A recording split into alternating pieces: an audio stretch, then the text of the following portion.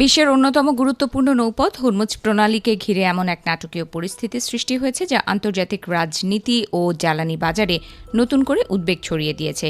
ইরানের নৌবাহিনী দাবি করেছে মার্কিন উস্কানিতে নির্ধারিত নিরাপদ নৌপথ উপেক্ষা করেই মাইন পাতা জলসীমায় প্রবেশের চেষ্টা করা দুটি সুপার অয়েল ট্যাঙ্কারে হামলা চালিয়ে সেগুলো অচল করে দেওয়া হয়েছে।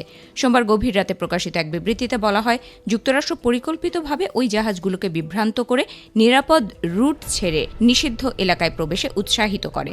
তাদের ভাষ্য অনুযায়ী ট্যাঙ্কার দুটি নিজেদের নেভিগেশন ব্যবস্থা বন্ধ করে দেয় এবং হরমুজ স্ট্রেইট সিকিউরিটি কন্ট্রোল সেন্টারের একাধিক সতর্কবার্তা উপেক্ষা করে সামনের দিকে অগ্রসর হতে থাকে।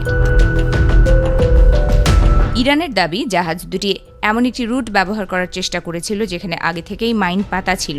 এর ফলে শুধু নিজেদেরই নয়, আন্তর্জাতিক নৌ চলাচলের নিরাপত্তাও মারাত্মকভাবে ঝুঁকির মুখে পড়ে। পরিস্থিতি মোকাবেলায় অভিযান চালিয়ে ট্যাঙ্কার দুটিকে আঘাত করা হয় এবং সেগুলো সম্পূর্ণরূপে অচল হয়ে পড়ে বলে জানানো হয়েছে।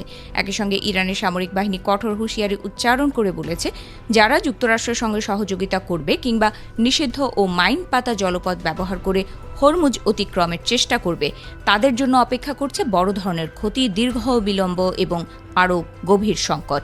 এমন পদক্ষেপ গোটা বিশ্বের জ্বালানি সরবরাহ ব্যবস্থাকেও বিপর্যয়ের মুখে ঠেলে দিতে পারে বলে দাবি করেছে তারা। এদিকে এর আগেই ইরানের সর্বোচ্চ সামরিক অপারেশনাল কমান্ড খতাম আল আনবিয়া সেন্ট্রাল হেডকোয়ার্টার্স স্পষ্ট জানিয়ে দিয়েছে, হরমুজ প্রণালীর ব্যবস্থাপনায় কোনো ধরনের মার্কিন হস্তক্ষেপ কখনোই মেনে নেওয়া হবে না। মুখপাত্র লেফটেন্যান্ট কর্নেল ইব্রাহিম জুলফাকারি বলেন, পূর্বের সতর্কবার্তাগুলো এখনও বহাল রয়েছে এবং প্রয়োজন হলে আরও কঠোর ব্যবস্থা নেওয়া হবে।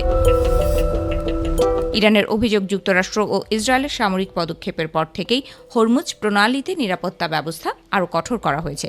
তেহরানের দাবি, যুদ্ধবিরতি ঘোষণার পরও ইরানের বিরুদ্ধে অপরাধমূলক নীতি অব্যাহত রাখার ঘোষণা পরিস্থিতিকে আরও জটিল করে তুলেছে।